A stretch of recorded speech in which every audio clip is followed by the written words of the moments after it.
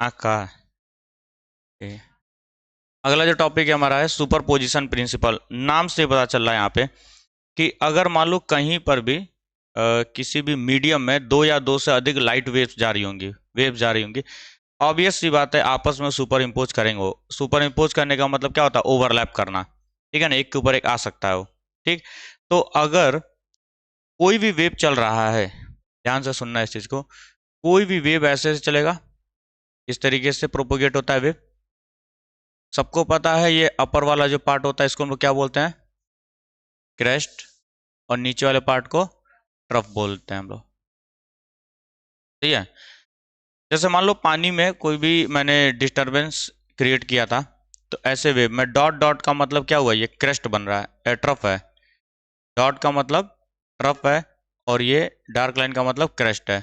ऐसे करके बनेगा। अगर ऊपर से देखा जाएगा तो इस तरीके का कुछ स्ट्रक्चर बनेगा ना। देखो ये ऊपर दिखाई देगा, ये नीचे चला गया था, नीचे इसको मैंने डॉट से रिप्रेजेंट किया है, और इस तरीके से आगे बढ़ रहा है। तो जब मैं ऊपर से देखूंगा तो मुझे सर्किल टाइप का दिखाई देने वाला है। तो इस तरीके से कुछ स्ट्रक्चर का फॉर्मेशन होगा। सपोज करो एक और मैंने यहाँ पर डिस्टर्बेंस को फेंका, तो यहाँ से भी क्रेस्ट ट्रफ बनना लेगा, क्रेस्ट,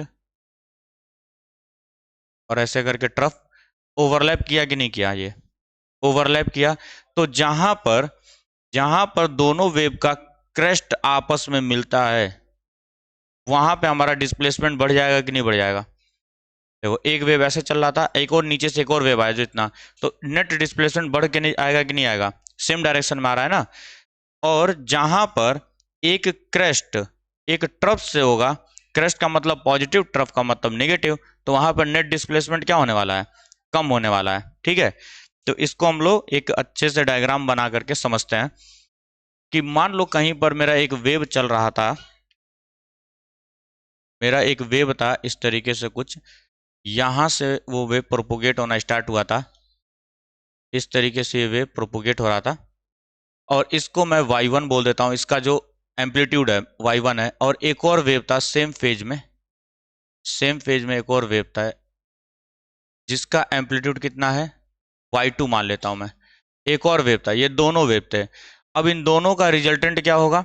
दोनों आपस में एड ऑन हो जाएंगे, क्योंकि दिख रहा होगा सेम जगह से स्टार्ट हुए हैं, सेम जगह पे मिनिमम है, सेम जगह पे मैक्सिमम है। तो ये दोनों मिल करके एक नया वेव बनाएंगे जिसका मैग्नीट्यूड क्या हो जाएगा? और बढ़ जाएगा कि नहीं? एम्पलीट्यूड एम्पलीट्यूड और बढ़ जाने वाला है। मतलब ये नया वेव का जो फॉर्मेशन होगा उसका एम्पलीट्यूड क्या होगा? y1 प्लस y2 होने वाला है। सही है। ठीक है। इसी को आगे चल के हम लोग कंस्ट्रक्टिव इंटरफेरेंस का नाम देते हैं। ठीक है ना, कंस्ट्रक्टिव इंटरफेरेंस, जहां पे डिस्प्लेसमेंट्स क्या होते हैं? आपस में एड ऑन हो जाते हैं। जहां पे डिस्प्लेसमेंट्स आपस में एड ऑन हो जाते हैं, इसको हम नाम देते हैं कंस्ट्रक्टिव इंटरफेरेंस का। और वाईडीएससी की बात करें तो ब्राइट फ्रिंज बोलते हैं हम लोग। वहां पे ब्राइट लाइट मिलता है हम लोग को। ठीक है, ज्यादा चमकदार गाढ़ा ब्राइट मिलेगा। सही है। दूसरा केस भी हो सकता था सर। अब तुम्हारे जहन में एक सवाल आ रहा होगा, सर यहीं से क्यों शुरू किया? आगे पीछे भी तो हो सकता है। हम लोग कोहेरेंट सोर्स मान करके चलते हैं कि सेम फेज में चलेगा, सेम एंगल पे चलेगा वो, है ना। फ्रीक्वेंसी सेम होगा, वेवलेंथ सेम होगा, सेम फेज एंगल पे चल रहा है।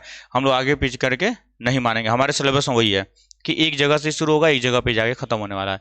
फिर से ये हमारा है y1, वाई ये y1 है। अब एक और वेव है जो अपोजिट डायरेक्शन में चल रहा है। डॉट से मैं किसको बनाता हूँ? ट्रफ को बनाता हूँ, इसीलिए डॉट से इसको ट्रफ को बनाया गया है। इसका मान लेते हैं y2 है। अब देखो ये इसका क्रेस्ट इसके ट्रफ से टकरा रहा है कि नहीं? ओवरलैप कर रहा है। तो नेट डिस्प्लेसमेंट कितना हो जाएगा sir? y1 minus y2, y1 minus y2 हो जाने वाला है। ठीक है, फिगर को बना लो।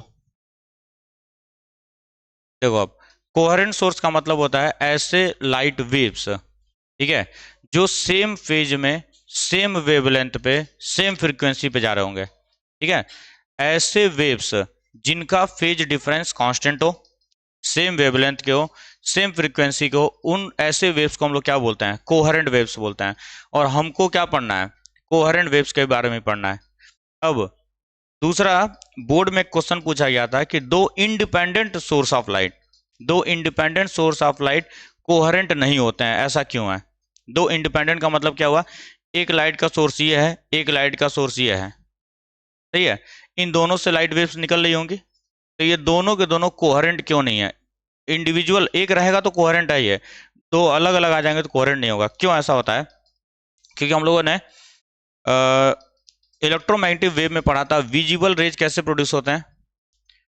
इलेक्ट्रोमैग्नेटिक वेव्स में विजिबल रेज प्रोड्यूस होने का कंडीशन हमने देखा था एटॉमिक एक्साइटेशन, कि जब भी इलेक्ट्रॉन्स हमारा हायर ऑर्बिट से लोअर ऑर्बिट में आता है तो एनर्जी रिलीज करता है।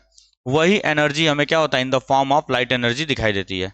जब भी इलेक्ट्रॉन हायर ऑर्बिट से लोअर ऑर्बिट में आएगा तो एनर्जी रिलीज करेगा एच न्यू के बराबर, ठीक है। वही एनर्जी हमको क्या होगा, in the form of light दिखाई देने वाली है।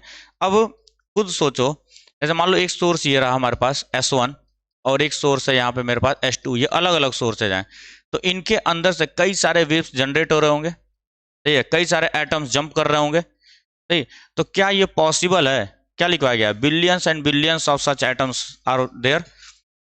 अरे एक एक एटम थोड़ी कूद करके बना देगा लाइट को, कई सारे एटम्स जंप करते रहते हैं, ठीक है, लोअर से हायर जाएंगे, हायर से लोअर आएंगे, लोअर से हायर जाएंगे, हीट अगर दिया जा रहा है उनको, इलेक्ट्रिकल एनर्जी दी जा रही है तो सर अब कहीं पे बिलियंस एंड बिलियंस क्वांटिटी में कोई चीज बैठी हुई है, तो क्या वो ओवरलैप करेगा?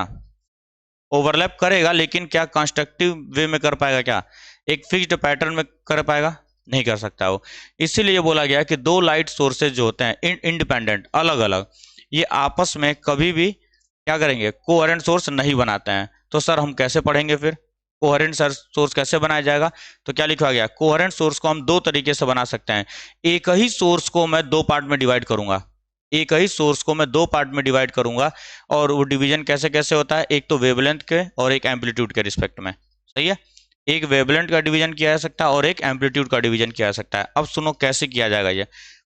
इसी को यूज किया था यंग, थॉमस यंग ने यूज किया था, और उन्होंने एक एक्सपेरिमेंट किया जिसको हम आज की डेट में बोलते हैं young double slit experiment. Double slit, slit का मतलब क्या हो गया, जैसे यही हमने दीवार एक तरीके से लगा दिया है, होल, ठीक है ना, डबल होल बनाकर किया था।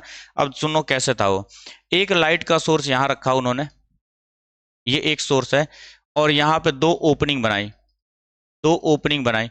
अब सबको पता है कि एक पॉइंट सोर्स से कैसा वेव फ्रंट फॉर्म होता है, spherical, spherical wave front form होगा। तो मैं ऐसे बना रहा हूं, यहां से स्फेरिकल वेव फ्रंट आगे बढ़ रहा होगा, इस तरीके से, इस तरीके से आगे बढ़ रहा होगा। यहां पर वेव आएगा तो एक पॉइंट यहां आएगा वेव फ्रंट का, और एक यहां पे सेकेंडरी वेवलेट होंगे, बीच में एक आएगा ना, इस तरीके से आगे बढ़ रहा होगा। तो इसमें कुछ एब्जॉर्ब हो गए, और एक एक ही मैं मान के चल रहा हूं, एक वेवलेट यहां बना, एक वेवलेट यहां। अगेन ये पॉइंट सोर्स है कि नहीं है? अब ये अपना क्या करेगा, वेव फ्रंट बनाना, क्योंकि हमको पता है हर एक वेवलेट अपना एक वेव फ्रंट बनाता है। ऐसे ऐसे करके बनना स्टार्ट होगा, बात समझ में आ रही है? इस तरीके से। और ये वाला अपना बना रहा होगा, डॉट करके इसको बनाता हूं मैं इस तरीके से। चाहे इसको भी मैं अभी क्रेस्ट बना के दिखा रहा हूँ, ट्रफ नहीं बना रहा हूं मैं, क्योंकि हर क्रेस्ट के साथ ट्रफ हम लोग जब भी बनाएंगे कैसे बनाएंगे, डॉटेड लाइन से। ये हमारा क्रेस्ट बन रहा है। अब ध्यान से देखो, यहां पर एक क्रेस्ट क्रेस्ट टकरा है, यहां पे क्रेस्ट क्रेस्ट टकरा है, यहां पे क्रेस्ट क्रेस्ट टकरा रहे हैं कि नहीं, यहाँ पे क्रेस्ट क्या टकरा है, और इन दोनों के बीच में कहीं ट्रफ भी होगा। अब ध्यान से देखो, ये ट्रफ और क्रेस्ट टकरा है कि नहीं टकरा है? तो इस तरीके से हमारा क्या बनता है, ब्राइट लाइट का फॉर्मेशन होता है, कहीं पर डार्क लाइट का फॉर्मेशन होता है। मैंने एक ही सोर्स को क्या किया, दो पार्ट में डिवाइड कर दिया, क्योंकि मुझे क्या पढ़ना है, इंटरफेरेंस पढ़ना है या सुपरपोजिशन को मुझे देखना है। सुपरपोजिशन मतलब क्या हुआ, दो या दो से अधिक वेव्स जब आपस में ओवरलैप करें।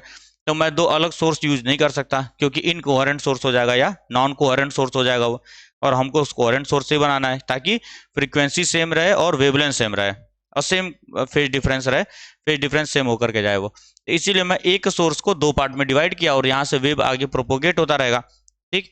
अब इन सारे ये जब उससे बनाओगे तुम, कंपस से दूंगा भी, ये YDSC जब पढ़ाया जाएगा तो तुम्हें घर से बना के लाना है इसको। कंपस से जब बनाओगे एक चीज दिखाई देगा, ये जितने भी ये बन रहे हैं कंस्ट्रक्टिव, ये सब एक लाइन में बनते हैं। और यहाँ अगर के हम स्क्रीन पर उसका क्या करते हैं, इमेज को देखते हैं, यहाँ पे क्या बनेगा, डार्क ब्राइट लाइट मिलेगा, यहाँ डार्क मिलेगा, यहाँ ब्राइट मिलेगा, यहाँ डार्क मिलेगा, मतलब इस तरह से पैटर्न कुछ बनता है।